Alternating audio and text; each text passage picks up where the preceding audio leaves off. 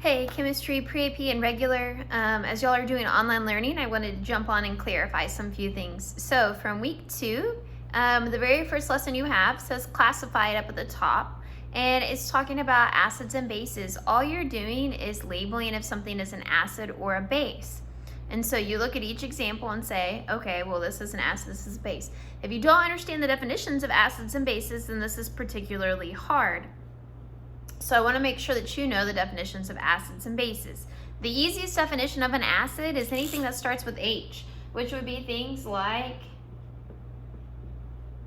that would be an acid, starts with H.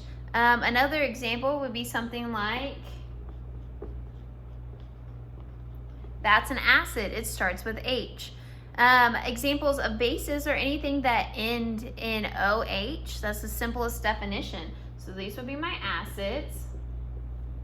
And then over here I have bases.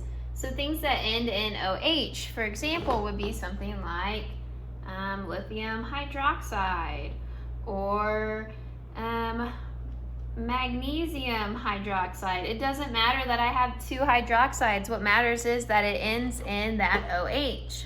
So those are the easiest definitions of acids and bases. A different definition would be something that either it can give away a hydrogen. So when you're looking at a compound, if it has an extra hydrogen to give away, then it is going to be an acid. If you're looking at a compound over here and it can accept a hydrogen, then it's going to be a base. So that kind of depends, because some things fall under that definition instead. So, and then you have household items. So your household items, if you watch the acid and base videos that we've posted for you, it gives you all those examples that will explicitly say vinegar is blank. And it says that soap is blank. And so if you watch and listen, you should be able to hear them all.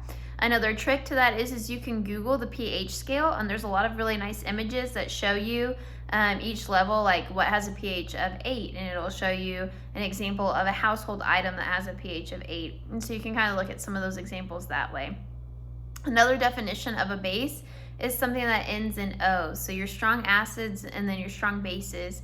So for instance, on this classify it Na2O is a base. It is a base because it ends with that O. So hopefully that clarifies some things for y'all. If y'all are struggling with this exercise, I'm about to do a video over pH and pOH.